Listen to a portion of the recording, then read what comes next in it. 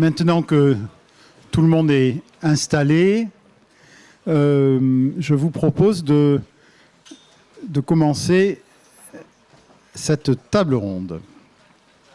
Alors, le titre général de ces 3 jours, c'est les rencontres du progrès. D'ailleurs, tout à l'heure, en discutant avec un certain nombre d'entre vous, j'ai eu des gens qui m'ont dit « Oui, moi, c'est ça qui m'a donné envie de venir, parce que le progrès m'en parle beaucoup, à tort et en travers, et on ne sait pas trop ce que ça couvre, ce que ça contient, etc. » Et en fait, je ne sais pas si vous vous souvenez, mais il n'y a pas si longtemps, on aimait à dire on n'arrête pas le progrès. Et quand on disait on n'arrête pas le progrès, on le disait avec un point d'exclamation presque joyeux. C'était une formule enthousiaste, adressée au futur, qui désormais inquiète. Comme si le progrès de l'intelligence artificielle au bébé génétiquement modifié s'était émancipé de nos désirs, échappé à notre maîtrise et ne signifiait plus rien. Est-il à réinventer ce progrès? Comment? À quelle fin l'employer? Peut-on se passer du progrès? Peut-être n'est-il qu'un slogan, on en parlera aussi dans cette table ronde, servant à départager le progressisme du populisme. Quel humanisme pour le progrès?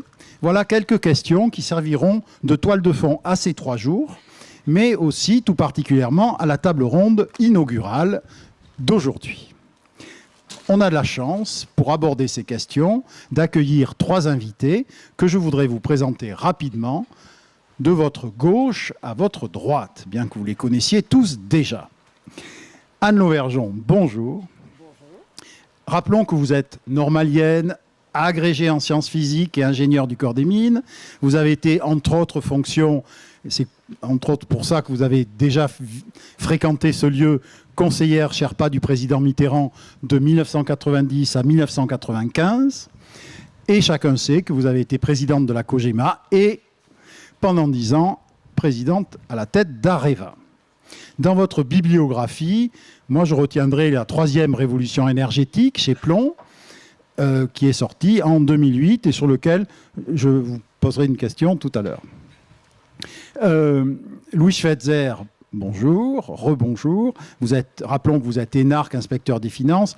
Chacun vous associe à 2 choses. À la fois à votre travail aux côtés de Laurent Fabius de 1981 à 1986 à l'industrie puis à Matignon, et surtout à vos près de 20 ans chez Renault, où vous êtes entré en 1986 au contrôle de gestion, il me semble, c'est ça?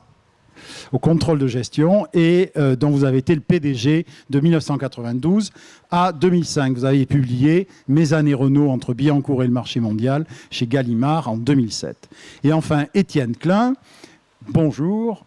Vous êtes, on le sait, à la fois physicien et philosophe, directeur de recherche au CEA, professeur à l'École centrale de Paris et producteur de la conversation scientifique sur France Culture. Vous avez écrit de nombreux ouvrages, dont Sauvons le progrès, qui va nous intéresser cet après-midi, aux éditions de l'Aube, et un autre qui sortira le 25 septembre chez Actes Sud, avec un titre assez long, je vais essayer de le lire sans faire de bêtises. Ce qui est sans être tout à fait... Non, ce qui est sans être tout à fait, virgule, et c'est sur le vide. Ça va? Bon. Très bien. Bon, on va commencer par vous, Étienne Klein. On a déjà eu l'occasion de discuter de ces sujets-là, mais pour reprendre le titre de votre livre, est-ce qu'il faut le sauver, le progrès? Bien, bonjour à toutes et à tous. Je voulais d'abord dire toute ma joie d'être ici dans ce lieu que je ne pensais pas fréquenter un jour. Le titre du livre « Sauvons le progrès » n'est pas de moi. Je l'ai découvert quand j'ai vu le livre en librairie. C'est une trouvaille de l'éditeur. C'est une bonne trouvaille. Voilà. On en discutera. Disons que c'est une phrase que je n'ai jamais prononcée, mais peu importe. Si j'ai 10 minutes, c'est ça, hein? Je commencerai par dire que vous avez dit en introduction, on parle beaucoup de progrès, on le met à toutes les sauces. Et ce qui m'a amené à m'intéresser à ce mot et à son histoire, c'est justement le contraire, à savoir que avec un collègue de l'Académie des technologies qui s'appelle Gérald Bronner, qui est sociologue. On a utilisé un logiciel qui permet de compter l'occurrence des mots choisis dans les discours publics. Et ce qu'on a constaté et qu'on a pu mesurer précisément, c'est quelque chose que tout le monde a ressenti dans ses oreilles, à savoir que le mot progrès, qui était un mot fondateur de la modernité, qu'on a écrit pendant 3 siècles avec un P majuscule, a brutalement disparu des discours publics. Brutalement. Par exemple, si vous voulez faire un test simple, vous verrez que tous les candidats à l'élection présidentielle en 2007 utilisent le mot progrès dans leur discours, à des degrés variables, mais tous le revendiquent à leur façon. En 2012, plus aucun. Et donc la question qu'il faut se poser, c'est comment se fait-il qu'un mot qui a été historiquement si chargé, si porteur, si déterminant, a pu être liquidé en quelques années. Alors on m'a dit, c'est simple, il a été remplacé par le mot innovation. Le mot innovation est un mot qui n'était pas utilisé dans les années 80 quand je faisais mes études d'ingénieur. Les professeurs nous parlaient d'invention, de découverte, d'application, de brevet, mais pas d'innovation. Et en effet, avec le même logiciel, on a vu le mot apparaître dans les années 90. Le croisement entre la courbe du progrès qui décroît et de l'innovation qui monte se fait en 2003. Et depuis, l'innovation a remplacé le mot progrès partout. Et c'est un mot qui n'est d'ailleurs pas défini dans les textes officiels. Et donc on pourrait se dire, et ça a été mon premier réflexe, c'est pas grave, on a fait une permutation d'un mot par un autre, mais le message est le même. Et en fait, quand on fait une analyse un peu plus fine du mot progrès et du mot innovation, on s'aperçoit que la rhétorique dans laquelle on a inséré l'innovation est une rhétorique qui contredit l'idée de progrès. Alors ça demanderait des heures, je vais le faire en 5 minutes. L'idée de progrès, c'est une idée qui s'appuie sur l'idée d'un temps constructeur.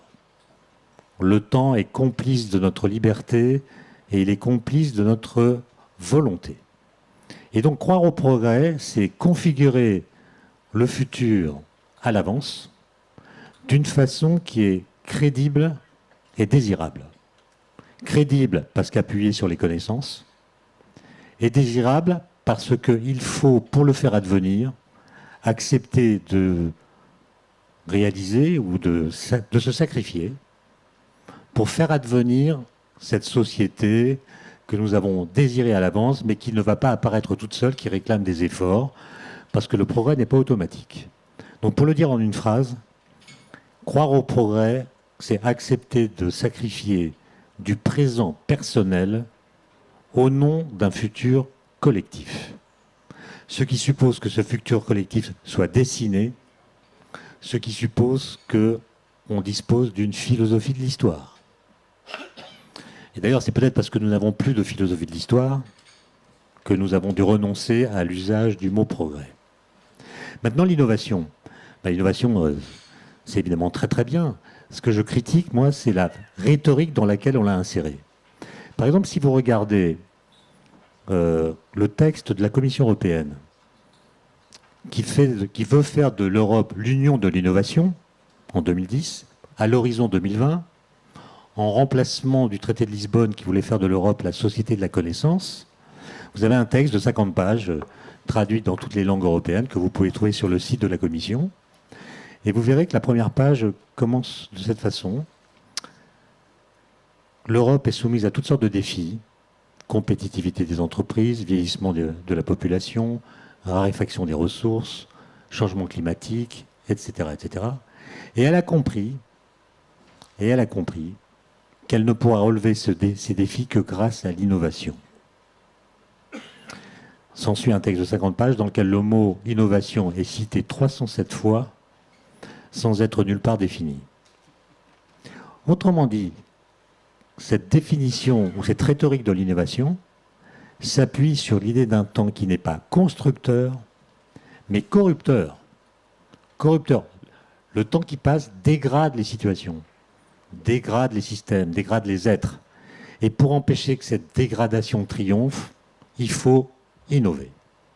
Autrement dit, l'innovation, c'est ce qu'il faut faire pour empêcher que le monde se défasse. Et ça m'a intéressé parce que si on fait l'histoire complète du mot innovation, on trouve des choses passionnantes. Par exemple, ce mot apparaît en fait dans le vocabulaire juridique au XIVe siècle, en bas latin, innovatio. C'est un terme qui désignerait ce qu'on appellerait aujourd'hui un avenant. Une innovation dans un contrat, c'est ce qu'il faut ajouter au contrat pour que le contrat ne change pas et demeure valide parce que telle ou telle donnée a été modifiée. Autrement dit, c'est un principe de conservation. C'est ce qu'il faut changer pour que ça ne change pas. Je vous épargne les étapes suivantes. On retrouve le mot innovation chez Machiavel, dans Le Prince. Le prince, quand il a le pouvoir, ne doit pas innover, sauf si son pouvoir est menacé. Autrement dit, là encore, l'innovation, c'est ce qu'il faut faire pour empêcher que le pouvoir soit perdu.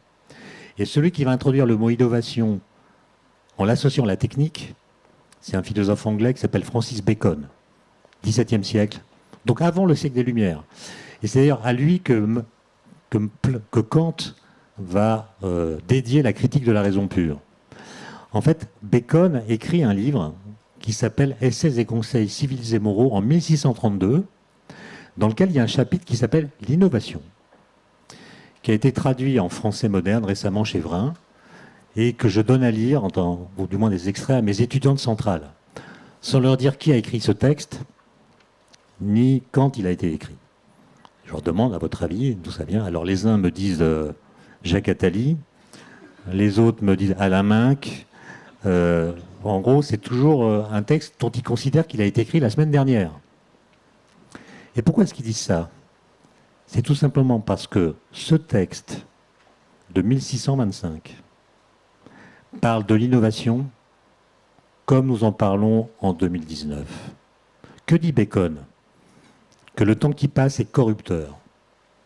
Les forces du bien étaient maximales au départ, les forces du mal sont continues. Qu'est-ce qui va se passer si on laisse les choses advenir? Le mal l'emporte. Comment empêcher que le mal l'emporte? Par l'innovation. Il ne faut pas innover trop vite, sinon l'innovation est rejetée comme une étrangère. Il ne faut pas innover trop lentement, sinon les dégâts du temps qui passe sont irréversibles. Conclusion, il faut innover au rythme du temps pour maintenir le monde. C'est exactement notre discours, c'est-à-dire que nous associons l'innovation à l'état critique du présent et non pas à une image du futur que nous aurions configurée à l'avance et qui nous apparaîtrait à la fois crédible et désirable. Pour une raison simple, c'est que quand on a une vision du futur qui est crédible, on écoute les scientifiques, les climatologues qui parlent du climat, de la biodiversité, de la pollution, etc. Quand c'est crédible, c'est pas très désirable. Et quand c'est désirable, c'est pas crédible. Autrement dit, le ressort de l'idée de progrès est tombé en panne. Et c'est pour ça qu'on l'a abandonné. Mais à mon avis, et c'est ma conclusion provisoire, c'est plutôt que de liquider le progrès et de le remplacer par l'innovation, dont, je le répète, la rhétorique est quand même mortifère. La rhétorique de l'innovation, c'est si vous n'innovez pas, vous disparaissez. C'est quand même pas très engageant. Ça n'invite pas au sacrifice. C'est, si on croit un peu à l'idée de progrès, de la retravailler. La retravailler, ça veut dire la prendre au sérieux au point de la soumettre à elle-même. Si vous croyez à l'idée de progrès, vous devez faire progresser l'idée de progrès. La retravailler peut tenir compte des leçons de l'histoire et aussi pour dénoncer les naïvetés des philosophes des Lumières qu'il avait élaborés. Quand vous lisez Condorcet, qui imagine un embrayage automatique entre le progrès scientifique, le progrès technique, le progrès matériel, le progrès moral, le progrès politique, vous lui dites non, ça n'a pas marché comme ça. Quand vous lisez d'Alembert qui dit prenez une nation tyrannique, formez-y quelques géomètres, quelques mathématiciens, quelque temps plus tard, le peuple se sera libéré de son joug. Bon, il n'a pas connu la Corée du Nord, où il y a d'excellents géomètres. Donc il y a des naïvetés comme ça chez les philosophes des Lumières, qu'on peut dénoncer en faisant une expérience de pensée, qui à mon avis est un bon outil pour repenser l'idée de progrès. Vous prenez des philosophes des Lumières, Condorcet, d'Alembert, Diderot, quelques autres, vous les mettez dans une capsule temporelle. et vous les faites atterrir en 2019. Et vous regardez leur réaction lors d'un voyage organisé que vous avez préparé pour eux. Vous les amenez dans une classe de terminale suivre un cours de maths. Ils vont rien comprendre. Mais ils vont être admiratifs du fait qu'aujourd'hui on enseigne en classe de terminale des mathématiques qu'eux-mêmes ne connaissaient pas. Vous les amenez au CERN. Vous leur expliquez le boson de Higgs. Vous allez dire c'est incroyable, les physiciens font des découvertes qui ont des implications philosophiques. Ça on l'avait même pas prévu. Vous les emmenez, je sais pas. Alors après vous faites des expériences plus négatives. Par exemple, vous les mettez sur un canapé devant un téléviseur un samedi soir. En leur disant vous allez rester sur le canapé là jusqu'à pub comprise. Et là ils vont pas comprendre ce qu'on a fait de la télévision alors qu'eux auraient imaginé, connaissant l'instrument, qu'on allait diffuser en direct les cours du Collège de France, par exemple. Bon. Donc voilà. Et puis surtout, je pense qu'ils ne comprendraient pas qu'on voit dans la rue à Paris des gens dormir sous la pluie. Voilà. Et donc par une expérience de pensée comme ça, on pourrait constater ce qui, dans l'idée du progrès, a été une réussite, allant même parfois au-delà de ce qu'ils avaient imaginé, et ce qu'ils n'auraient pas compris qu'on n'ait pas fait, compte tenu des espoirs qu'ils avaient enclenchés dans l'idée de progrès, dont je vous rappelle que l'anagramme est le degré d'espoir. Merci Étienne. Pour ceux que ça intéresse, je renvoie à un article épatant qu'Étienne Klein a écrit pour le site The Conversation qui s'appelle « Faire progresser l'idée de progrès ». Anne Lauvergeon, je vous passe la parole maintenant parce que Étienne Klein a parlé du temps et vous avez une vision, on a parlé d'innovation et de progrès, mais vous avez une vision sur la transformation. Comment, sur une très longue période, vous avez un peu étudié, regardé de près les grands moments de la transformation humaine et voir comment ça a progressé. Je voudrais que vous nous parliez de ça. Merci beaucoup. Bonjour à tous et à toutes. Je dois vous dire d'abord que je suis très émue de me retrouver ici. Je ne suis pas venue depuis 1995. François Mitterrand était bien sûr vivant. Et je suis arrivée un peu tard pour faire le tour à Gilbert. J'espère qu'on aura la chance d'avoir une deuxième chance après. Mais pour moi, j'oserais le terme, c'est un pèlerinage. Donc je ne pouvais pas... D'abord, votre sujet est formidable, l'initiative est géniale, et le lieu, voilà. Donc je ne pouvais que dire oui, et je suis vraiment très très flattée d'avoir été invitée. Alors effectivement, progrès, innovation. Je trouve que la réflexion d'Étienne est extrêmement intéressante. Elle fait beaucoup réfléchir. Alors moi, je vis dans un monde où effectivement, on ne parle que d'innovation. Oui, j'ai oublié de dire que vous êtes présidente d'ALP, qui fait du conseil en stratégie, et vous investissez dans des entreprises innovantes, en plus. Dans des entreprises innovantes, on ne dirait pas des entreprises en progrès. Non, ouais. Alors qu'on espère bien qu'elles soient en progrès. Mais elles sont aujourd'hui qualifiées d'innovantes. Alors, c'est vrai que si on reprend... Alors, je ne sais pas si je vais dire innovation ou progrès. Je vais dire progrès, parce que je pense que c'est le plus important. Si on regarde le temps long, le progrès, la capacité effectivement d'apporter des choses nouvelles, a complètement façonné nos sociétés. Alors, je vais peut-être vous faire une présentation qui est très liée à l'énergie, mais c'est peut-être le sujet sur lequel je plus réfléchis. Mais quand vous regardez effectivement la révolution zéro de l'énergie, c'est la domestication du feu, et ça a changé complètement la vie des personnes de l'époque, c'est-à-dire pouvoir cuire ses aliments, donc beaucoup moins d'intoxication, pouvoir s'éclairer, faire fuir les bêtes féroces, se chauffer, aller peindre dans les grottes très loin. C'est donc la révolution zéro de l'énergie qui a changé les premières sociétés humaines. La première révolution énergétique, eh bien, ça a été très clairement fondé sur une technologie, la vapeur, une invention française, Denis Papin, créateur génial, mort dans la misère à Blois, et le charbon. Bon, la vapeur, j'ai tendance à dire, elle existait avant, le charbon aussi, mais à la fin du XVIIIe siècle, ça se développe partout, on l'utilise partout, machine à vapeur, et ça va effectivement introduire ce qu'on appelait la première révolution industrielle, qui va complètement changé nos sociétés. Bien évidemment l'urbanisation, mais également l'exode rural, le capitalisme moderne, les grandes sociétés, et puis, disons-le aussi, les excès du capitalisme moderne. Alors, c'est là où on voit que la notion de progrès, va-t-on vers le mieux ? Quand vous voyez Charles Dickens, vous n'êtes pas très très sûr que la situation est bien meilleure qu'avant. Eh bien, c'est la création aussi des syndicats en réaction, c'est le marxisme, c'est toutes sortes de choses qui ont changé nos sociétés. Alors la deuxième révolution énergétique, qui va créer la deuxième révolution industrielle, elle n'est pas arrivée faute de charbon ou faute de vapeur. Mais on trouve encore mieux. On trouve là aussi des nouvelles technologies et des nouvelles matières premières. Matière première, le pétrole, la technologie qui va en face, le moteur à explosion. Et ça, c'est la globalisation. Et puis l'électricité. Alors l'électricité, Edison, et ça se passe à peu près au moment, c'est-à-dire au tournant du 19e et du 20e siècle. Et alors là, effectivement, l'électricité, ça c'est une révolution en profondeur qui va changer nos modes de vie individuels, bien sûr.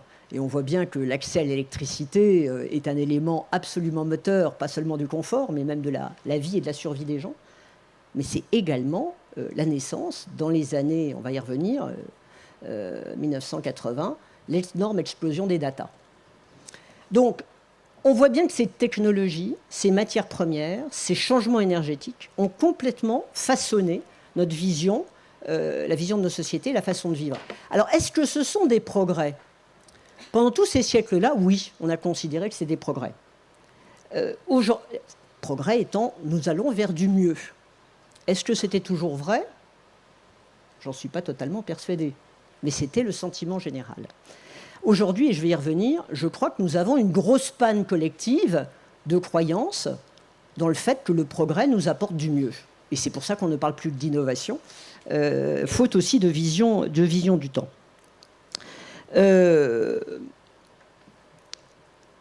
Jusque dans les années 80, je pense que nous avons vécu... Parce que les innovations ou les progrès majeurs sont finalement pas si nombreux que ça. Les grands progrès de rupture ne sont pas très nombreux. Nous avons vécu sur beaucoup de petits progrès très importants qui ont nourri nos sociétés, qui ont nourri la consommation, qui vont de la machine à laver, l'électroménager, les innovations du quotidien. Et c'est ça qui a effectivement permis le développement et la croissance. Les voyages en avion, les voitures, l'énergie pas chère, et sans grande préoccupation environnementale, on peut le dire. Et puis, on a eu, je dois dire, une accélération de l'innovation, du progrès, en particulier aux États-Unis, avec une nouvelle mythologie. Les innovations ne viennent plus, les progrès ne viennent plus des États, ne viennent plus des grands programmes, ils viennent du garage. C'est le mythe de Platon revisité, c'est plus la caverne, c'est le garage. Et on a une accélération d'un certain nombre de phénomènes à partir de 1990-2000, absolument stupéfiants, qui sont d'une part des gains de productivité par l'innovation, mais aussi sans innovation, des gains de productivité sur tous les secteurs, une délocalisation qui commence timidement, qui est moins importante en termes de perte d'emploi que les gains de productivité, mais qui est effectivement la mise en compétition entre les pays, à la fois sur les emplois, mais aussi sur attirer les investissements. Et ça, c'est grâce au coût du transport. C'est grâce à cette possibilité qu'on a effectivement de faire transformer les sujets. Et puis, on a l'émergence des GAFA. Et je dois dire que quand on regarde, par exemple, l'année 2007, je trouve qu'elle est fascinante. C'est Tom Friedman qui le note. 2007, il se passe tout. C'est-à-dire qu'on a vraiment une impulsion extraordinaire qui vient des États-Unis sur les data, et on a dans le même temps le gaz de schiste qui transforme complètement la productivité des usines traditionnellement consommatrices d'énergie aux États-Unis. Donc on a véritablement en 2007 un changement, à partir de 2007, un changement brutal. Et puis il y a la crise de 2008. Ce qui fait que cette arrivée massive d'un certain nombre d'innovations passe un peu inaperçu dans la crise, c'est-à-dire que c'est un peu caché par l'effet de la crise.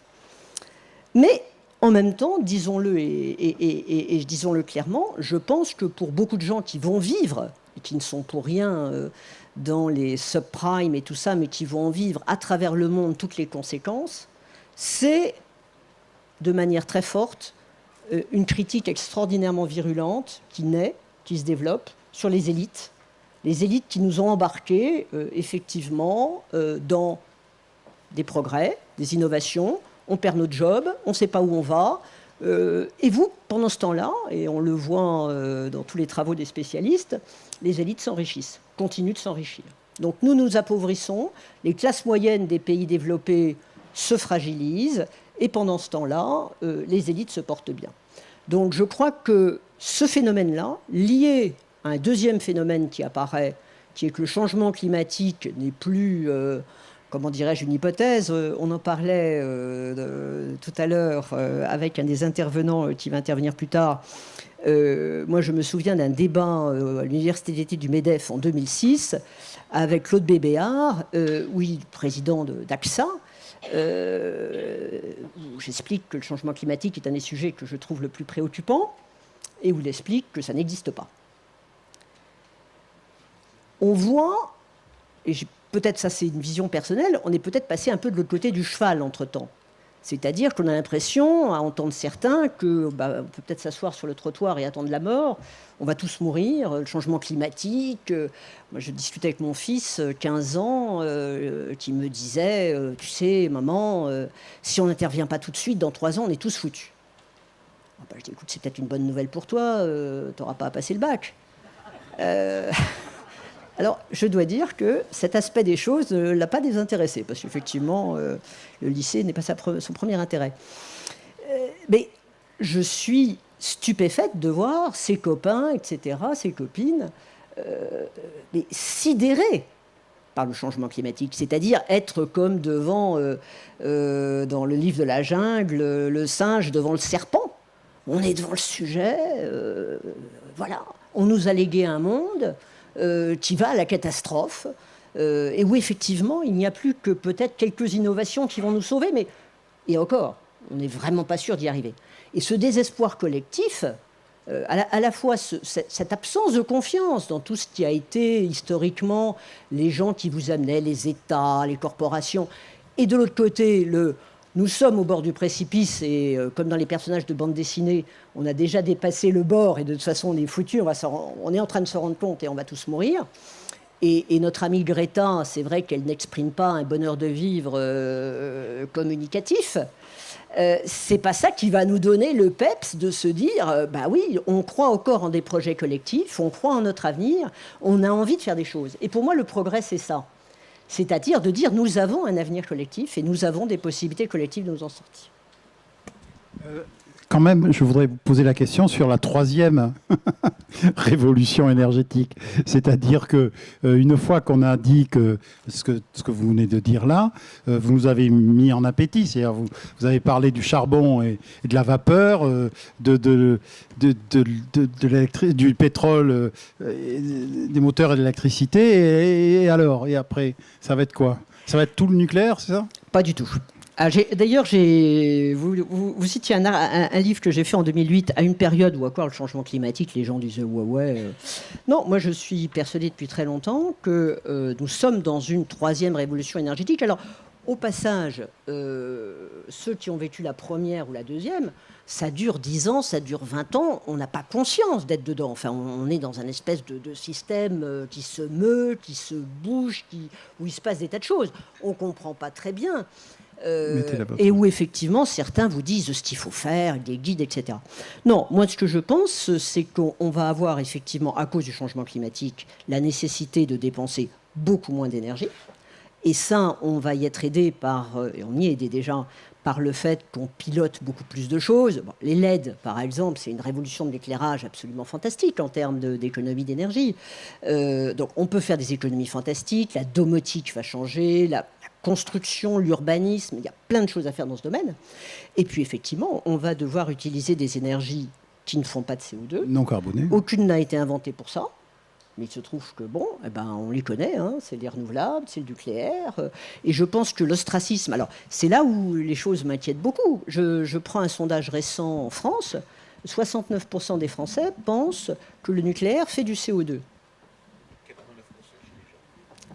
Et 89% Alors, chez les jeunes, oui. Je dirais que c'est une grande logique chez les Français, d'une certaine façon. C'est un manque d'information colossal, puisque je vous rappelle, le nucléaire ne fait pas de CO2, il en fait encore moins d'ailleurs que l'éolien. Donc, ça ne fait pas de CO2. Mais pourquoi croient-ils que ça en fait? Parce qu'ils voient les écolos qui sont contre. Les écolos veulent lutter contre le changement climatique, qui sont contre le nucléaire, c'est parce que le nucléaire fait du CO2. Le raisonnement, il est imparable. Il est imparable. Donc, 69% des gens qui pensent qu'effectivement ça fait du CO2, voilà. Donc, on arrive à des raisonnements qui sont émotionnels. Alors, ça, c'est peut-être la dernière dimension difficile du progrès aujourd'hui. C'est que très longtemps, et nos amis d'Alembert et autres étaient sur la raison, nous sommes de plus en plus sur l'immédiateté et sur l'émotion. Alors, les émotions, j'ai toujours pensé qu'il fallait non seulement les écouter, les entendre, les comprendre, les peurs, les angoisses, etc. Et elles sont très importantes. Mais on ne peut pas non plus être uniquement sur des grands sujets de société dans le courant de l'émotion. Merci. Alors, Louis Schweitzer, quelle est votre approche tout à l'heure, on parlait d'ailleurs, on se posait la question, est-ce que le titre de cette table ronde, le progrès a-t-il une fin en soi, était vraiment pertinent? On se posait la question, on se dit, est-ce qu'il n'aurait pas fallu mettre est-il bon, en tout cas, quelle est votre réponse? Comme je ne comprends pas la question, je n'essayerai pas d'y répondre. Bon. J'essayais quand même. Mais oui, vous avez fait un effort louable. Mais voilà, je renonce à essayer de réponse. Et je voudrais repartir de ce qu'a dit Étienne Klein. Il a souligné le fait que le mot progrès est un mot qui n'est plus à la mode. Étant observé quand même qu'en politique intérieure française, il a fait un retour en 2017 assez marqué, qui ne s'est pour l'instant pas démenti. Mais au fond, je définirais la croyance au progrès assez différemment de la définition qu'en a donnée Étienne Klein. Pour moi, les gens croient au progrès quand ils le vivent de façon quotidienne et présente. Au fond, la croyance au progrès qui existait, disons, dans l'après-guerre, était fondée sur le fait que les conditions de vie des gens progressaient, qu'ils vivaient plus longtemps, qu'ils allaient mieux, que leur vie était plus facile. Et donc, on croit au progrès parce qu'on le vit. Et ce qu'on constate depuis un certain nombre d'années, c'est que les gens ne font plus l'expérience du progrès. Cela dit, observons que cette absence de croyance au progrès est d'abord un phénomène qu'on retrouve dans les pays développés occidentaux. Si vous interrogez un Chinois, si vous interrogez un Africain, il ne dira pas « il n'y a pas de progrès ». Mais au fond, nous vivons, nous occidentaux, une sorte de déclin relatif. Nous ne dominons plus le monde comme nous le dominions il y a 20 ou 30 ans ou 40 ans. Et puis, je crois que ce vécu de la disparition du progrès comme croyance commune est aussi fondé sur ce qu'a dit Anne, c'est-à-dire l'idée on est dans un monde aux ressources finies avec une population croissante, et donc on retrouve le pessimisme de Malthus que les gens vivent de façon intense. Alors, est-ce qu'il y a des solutions? Est-ce qu'on trouvera une révolution énergétique? Ce n'est pas mon objet. Et puis, il y a un autre facteur qui, à mes yeux, explique la perte de confiance dans le progrès, c'est que ce progrès n'est plus partagé. Là aussi, Anne l'a évoqué, le progrès n'est pas partagé entre tous. Et si on regarde l'évolution du revenu, des conditions de vie, etc., on voit que depuis 20 ou 30 ans, eh bien, les conditions de vie de la classe moyenne, c'était même en Occident, ne progressent plus. Donc, au fond, aujourd'hui, pour beaucoup de gens, le progrès, parler du progrès, c'est mentir. C'est aller à l'encontre de ce qu'ils vivent, de leur expérience, et donc ce n'est pas vrai. Et je crois que c'est cela qui explique, au fond, l'évolution du sentiment et de la popularité de ce mot. Et je voudrais raconter une anecdote. Il se trouve qu'il y a un peu plus de 10 ans, 12 ans, on m'a demandé de présider le comité d'éthique de la recherche agronomique. Et j'avais voulu, donc on est en 2007, avant la crise, j'avais voulu que le comité, qui était composé de philosophes, de scientifiques, de gens tout à fait remarquables, adopte des principes communs, parce que pour parler d'éthique, il faut quand même avoir quelques principes. Et parmi ces principes, je voulais introduire la croyance dans la possibilité du progrès. Alors, on a accepté 6 principes sans problème, et ce point-là a suscité un débat violent. Et malgré le fait que j'étais président, j'avais un peu d'autorité, le comité n'a pas accepté de dire qu'il croyait à la possibilité du progrès.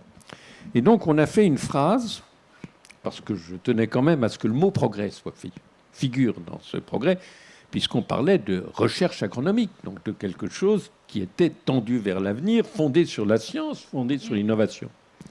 Et on a trouvé une phrase que je vais vous lire parce qu'elle fait un peu la synthèse. Cette phrase, c'est « Le progrès implique une société ouverte aux innovations techniques et sociales ». Donc on retrouve le lien progrès-innovation. Mais pour moi, le mot innovation n'est pas nécessairement positif, alors que le mot progrès est nécessairement positif. Donc le progrès implique une société ouverte aux innovations techniques et sociales, en sachant qu'il faut analyser et prévoir l'impact de ces innovations sur les modes de vie, leur contribution au développement humain et s'assurer d'un partage équitable des bénéfices qu'elles peuvent apporter. Vous voyez, c'est une phrase de commission. C'est une phrase de commission. Mais ce qui est intéressant, c'est pas seulement la phrase, c'est le fait que, au fond, la croyance au progrès, qui allait de soi, et je pense dans un tel comité, 30 ans plus tôt, il n'y aurait pas eu l'once d'un doute, était quelque chose rempli de conditions, de il faut que, s'assurer que, il faut prévoir l'avenir, ce qui, à mes yeux, est une tâche à peu près impossible. On peut prévoir des tendances, mais on ne peut pas toujours prévoir les accidents ni la réaction aux tendances. Donc, au fond, oui, le mot progrès, au fond, est-ce qu'il est fini? Pour revenir à la question, c'est pas est-il une fin? Est-ce que c'est fini? Moi, je crois que non.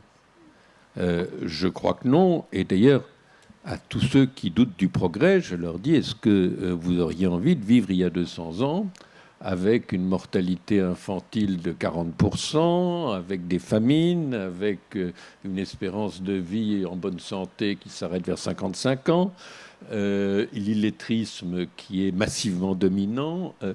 Personne ne veut revenir en arrière. Donc les gens croient au progrès accompli. Ils n'arrivent pas à imaginer le progrès futur.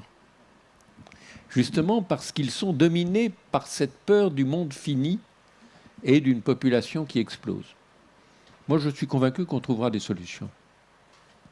Alors, là-dessus, moi, je voulais vous le relancer tous les trois, justement, merci de me fournir cette transition, sur qui, justement, qui peut prendre en charge. Est-ce que c'est le politique? Est-ce que c'est les scientifiques?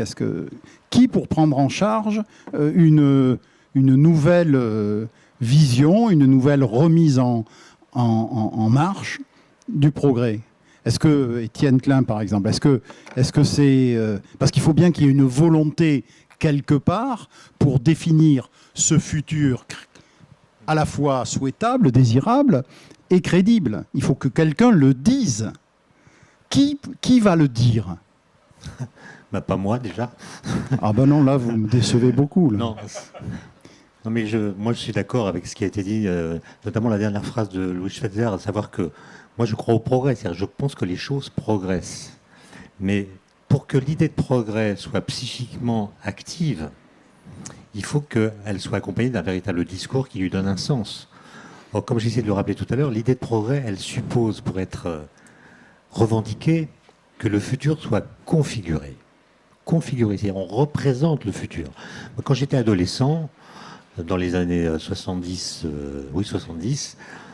tous les jours, on me parlait de l'an 2000. L'an 2000 était représenté au deux sens du terme. C'est-à-dire il était dessiné, il était mis dans notre présent, de sorte que chacun d'entre nous pouvait tracer une trajectoire individuelle entre le présent où nous étions et ce futur qui nous attendait. Évidemment, beaucoup de ces prédictions sont révélées fausses. Mais ce n'est pas la question. Non. La question, c'est qu'on nous présente un futur qui existe. Or, aujourd'hui, les adolescents, j'en ai aussi à la maison, ils n'entendent jamais parler d'une configuration de 2050 ou de 2100. Le futur n'est pas représenté, ou alors quand il l'est, c'est sous l'égide de l'apocalypse. Oui, enfin, je pense que psychiquement, c'est très difficile. Le fait que le futur soit laissé en jachère intellectuelle et en sevrage prophétique, c'est difficile à vivre. Justement, je vous pose la question à cause de ça. Excusez-moi, je vous interromps 5 secondes parce que 2050, l'Institut Momentum, qui est un institut qui rassemble un certain nombre de ce qu'on appelle des collapsologues aujourd'hui, lui tient un discours sur 2050. Oui, mais qui est un discours de l'effondrement. Oui, bon, en fait, on est tous d'accord que des choses vont s'effondrer. Il y a des choses qui vont s'effondrer. Des pays peuvent s'effondrer. Très rapidement, le Venezuela s'effondre. Donc il y a toujours eu des effondrements, il y en aura encore. L'idée de progrès était un peu abusive quand elle promettait un salut terrestre, c'est-à-dire la disparition des catastrophes. Non, il faut s'habituer à l'idée qu'il y a eu des catastrophes, il y en aura encore, et on n'est pas prêt de les faire disparaître par notre seule volonté. Mais tout à l'heure, Louis Schweitzer a dit « personne ne veut retourner dans le passé ». En fait, aucun parmi nous ne supporterait psychiquement de retourner dans le passé en connaissant la suite de l'histoire. Par exemple, moi, je rêverais d'assister aux discussions entre Einstein et Bohr à l'hôtel Métropole au Congrès Solvay 1927. Je serais prêt presque à mourir pour y être. Mais si, à ce moment-là, j'avais une rage de dents, est-ce que j'aurais le courage physique d'aller chez le dentiste en 1927 en sachant qu'un peu plus tard, on pourrait y aller sans souffrir? Je pense que non. J'aurais pas ce courage. Et donc, personne ne tiendrait un retour dans le passé, mais, et ça répond un peu à votre question, il y a un sondage récent montrant que seulement 16% des jeunes ont envie de vivre dans le futur. Question bizarre, parce qu'on se demande où ils pourront vivre ailleurs que dans le futur. Mais ça veut dire qu'ils n'ont pas envie d'y aller, quoi. Il n'y a pas d'urgence. Personne n'est pressé d'arriver en 2030 ou 2050. Personne n'est pressé. Ça dit des choses aussi. Ben oui, bien sûr. Alors que moi, j'ai quand même vécu l'impatience de l'an 2000. Et on peut se demander, et je répondrai ensuite à votre question, si, outre les effets qui ont été indiqués tout à l'heure, il n'y a pas aussi un effet purement numérologique. C'est-à-dire que 2000, c'est un changement de millénaire, de siècle, de millénaire. Ça crée une attente incroyable, qui est la même que celle d'un alpiniste qui est en train de monter vers un sommet. Tout son être est tendu vers le sommet. Et une fois que le sommet est atteint, après quelques griseries, on redescend. Et la redescente, c'est un éloignement par rapport à l'objectif qui donne l'impression d'un déclin. La redescente nous éloigne de ce qui nous avait motivés. J'ai l'impression que, ayant passé l'an 2000 qui a été si chargé en attente, on est en train de redescendre sans être capable de se fixer un nouvel horizon projectif. Et ça nous manque pour asseoir l'idée de progrès. Et donc, moi, je n'ai pas de recettes, sinon, et longtemps que je les aurais fait connaître, mais je pense que le grand défi, notamment pour les scientifiques, c'est de travailler à configurer le futur d'une façon qui soit crédible, attractive, pas forcément, mais surtout qui tienne compte de ce que nous savons. Et à mon avis, c'est là le plus grand défi. Par exemple, le fait que 69% des Français pensent que c'est le nucléaire qui crée le changement climatique, ça rend difficile l'organisation d'un débat public sur la transition énergétique. Bon. Et en plus, nous sommes capables de développer toutes sortes de stratagèmes intellectuels pour ne pas croire ce que nous savons lorsque ce que nous savons nous dérange. Voilà. Et ça retarde, ça nous fait procrastiner. Les climatologues que je connais disent exactement la même chose depuis 40 ans. Simplement, ils raffinent, ils développent, ils précisent, mais le message est le même. Et on ne commence à les prendre au sérieux que depuis quelque temps.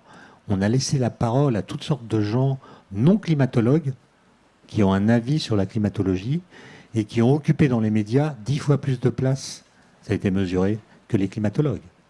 Et ça, c'est quand même embêtant pour configurer un futur qui soit crédible, qui est quand même la première condition pour qu'il puisse ressembler à ce que nous désirons qu'il soit. Anne Lauvergeon. Moi, je suis tout à fait d'accord avec Étienne. C'est-à-dire, je pense que l'absence de configuration du futur crée énormément de problèmes. Alors, la seule configuration du futur qu'on entend fortement, c'est celle des catastrophistes. Eux, au moins, c'est assez simple. Alors, il y a l'échéance de temps est variable, mais la fin et la certitude sont claires. Moi, je pense qu'on en souffre. Alors, tu le disais, Louis, de manière très juste, nos états d'âme n'existent pas dans un certain nombre de pays émergents, qui, au contraire, et existent beaucoup moins aux États-Unis aussi. Ils ne s'expriment pas du tout de la même façon. Moi, je crois qu'on souffre particulièrement en Europe occidentale et en France en particulier. Alors, bien sûr, la baisse de notre aura dans le monde, mais aussi de notre façon de voir le monde. C'est-à-dire que quand on regarde comment le progrès s'est exprimé dans le système français, il s'est beaucoup exprimé à travers finalement une pensée qui venait de l'État, qui était exprimée par des grandes institutions. Ça a été le dernier avatar qui a donné d'ailleurs de vrais grands succès. Ce sont les grands programmes. C'est-à-dire que tout le système étatique, public, etc., dit nous allons réussir à avoir le téléphone pour tout le monde. Et ça va faire France Télécom et ça va faire Orange. Et tout le monde aura des TGV et on a des équipements TGV, etc. Bon, le nucléaire, le spatial, l'aéronautique. Bon, il y a un truc qui a complètement planté, c'est le plan calcul. Enfin, quand on regarde un plantage sur 6, c'est quand même pas mal. Et donc, c'était assez simple intellectuellement. Ça venait de l'État. Ça venait d'une pensée qui était boum et qui s'imposait. Bon, ceci a perduré jusqu'à là, je dirais, milieu des années 90. Et puis tout ça s'est éteint. Ce qui fait qu'aujourd'hui, d'ailleurs, la commande publique ne nourrit pas le progrès.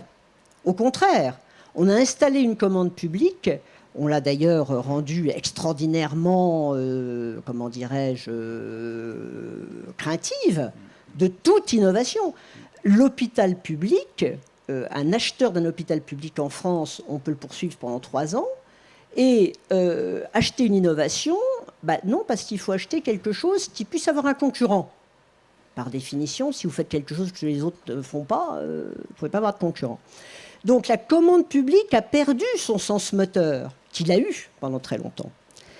Alors vous avez des États qui n'ont pas eu, qui ont eu moins que nous ce genre de choses, mais qui ont créé des écosystèmes, des aquariums, où effectivement, les petits poissons qui étaient dedans ont pu devenir grands.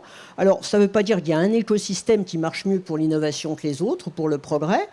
Regardez par exemple les rois des tablettes et des smartphones aujourd'hui, la Corée du Sud, les États-Unis. Vous comparez les deux écosystèmes, ils sont totalement différents. Mais l'écosystème, la façon dont l'aquarium est réglé, l'éclairage, la nourriture des poissons, le pH, etc., ça marche. Et notre aquarium à nous, français, il n'est pas si mauvais que ça.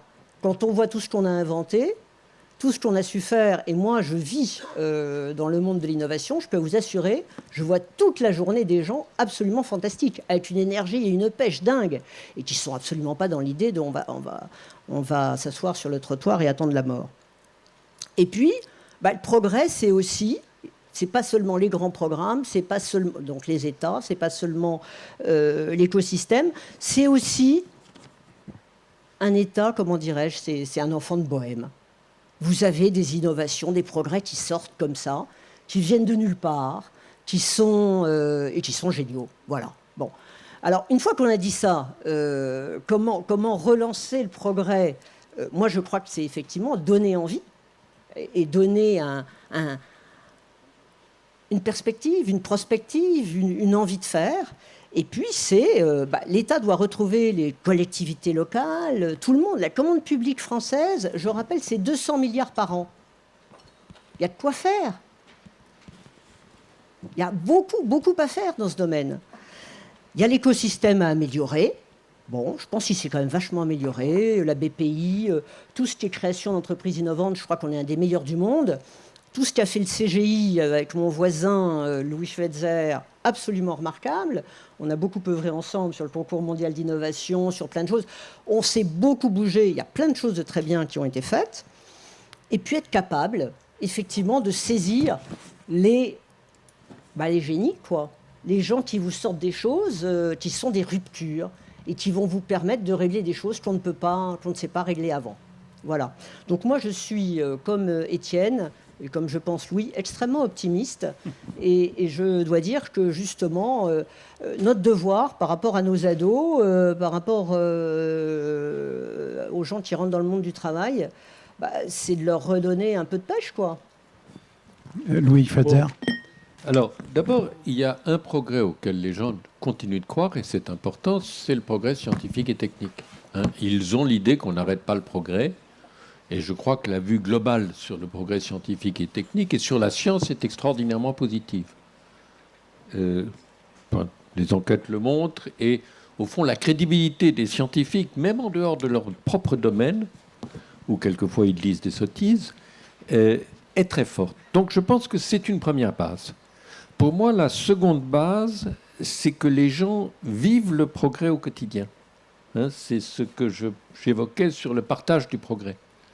Quand le pouvoir d'achat, la capacité d'organiser sa vie ne progresse pas, les gens ne croient plus au progrès. Donc je pense qu'il y a un problème de redistribution ou de partage des richesses qui est une des conditions de la croissance, croyance au progrès. Et puis le troisième point, c'est donner aux gens le sentiment qu'on retrouve le contrôle du monde, le contrôle des choses. Parce que c'est vrai que le catastrophisme, c'est l'idée que c'est un système fatal face auquel nous sommes impuissants, il n'y a pas d'action, et quand vous écoutez le discours politique aujourd'hui, le plus souvent, c'est de dire il n'y a pas le choix. Hein, c'était d'ailleurs le slogan de Madame Thatcher, c'était There is no alternative.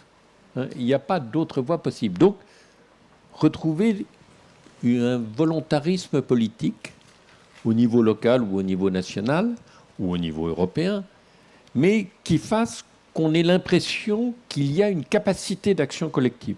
Alors, je ne suis pas sûr qu'on puisse dessiner le futur de 2050. Franchement, en rose, en bleu, en noir ou en blanc, je ne m'y risquerai pas. Mais redonner aux gens le sentiment qu'il y a une capacité de contrôler l'évolution du monde. Sentiment qu'on avait au 19e et au 20e siècle, alors même qu'il y a eu des accidents dans le 20e siècle qui montraient une perte de contrôle absolue. Mais les gens avaient l'idée qu'il y avait un contrôle collectif des choses. Et je pense que c'est de rendre, de façon concrète, de montrer qu'il y a un contrôle des choses. Alors effectivement, ça implique un rôle du pouvoir public. Je ne vais pas revenir sur ce qu'Anne a dit et que je partage, mais vous n'êtes pas entraîné dans un système fatal. Vous pouvez prendre le contrôle des choses. Ça peut être très concret. Hein. Je voyais en arrivant ici quelque chose que je trouve assez laid, qui sont des champs de panneaux solaires. Mais au fond, ça donne aux gens qui les posent l'idée qu'ils contribuent au contrôle des choses, qui ne sont pas à constater leur impuissance face à une dérive. Alors, quand vous dites contrôle, quand même, j'aimerais qu'on revienne 5 minutes là-dessus. La version, ça c'est la version face. La version pile, c'est ce qu'on appelle l'anthropocène. C'est-à-dire le contrôle des choses, le fait de vouloir que l'homme soit au contrôle de tout, ça a créé tellement d'externalités négatives qu'on est dans un... Alors, justement, pardon, l'anthropocène, justement, c'est l'homme change la nature, mais il n'est pas capable de piloter son action. L'humanité, dans l'anthropocène, n'est pas capable de piloter son action dans une autre direction que celle qui conduit à la catastrophe. C'est ça le discours. Antoine, Étienne Klein. Oui, c'est-à-dire si on n'arrive pas à prédire le futur aussi facilement qu'on pouvait le faire naïvement autrefois, c'est paradoxalement parce qu'on a compris quelque chose, à savoir que nous allons dépendre de choses qui dépendent de ce que nous allons faire. Et nous ne sommes pas capables de dire ce que nous allons faire collectivement, de le prédire. Et donc, nous ne pouvons pas prédire ce qui va se passer. Et vous disiez tout à l'heure que j'étais optimiste. En fait, non, j'ai jamais dit ça. Je suis pas non plus pessimiste. Je suis ni l'un ni l'autre. Depuis que j'ai trouvé cette définition de l'optimisme par Jean d'Ormesson, qui disait un optimiste, c'est un gars qui fait ses mots croisés avec un stylo bille. Je n'appartiens pas à cette catégorie. Voilà. Et par contre, il y a une chose pour laquelle je suis assez pessimiste, c'est l'avenir de l'humanisme. Je ne suis pas inquiet sur l'avenir de l'humanité, mais l'humanisme au sens de nous avons le sentiment commun de participer au même destin collectif. Je pense que ce sentiment-là est en perte de vitesse. Ça a été un horizon, l'humanisme. Et aujourd'hui, j'ai l'impression qu'il est abandonné au motif que nous avons compris que nos conditions de vie sont tellement différentes et que les inégalités sont accentuées par justement le progrès tel qu'il s'est déroulé jusqu'à maintenant, que l'idée que nous appartenons à la même histoire est une idée qui s'étiole, et ça se voit par le fait qu'on construise beaucoup plus de murs aujourd'hui qu'on construit de ponts, par exemple. Ça marque ça. Et vous citiez la phrase « on n'arrête pas le progrès » tout à l'heure. C'est marrant parce que j'ai fait un test auprès de mes étudiants.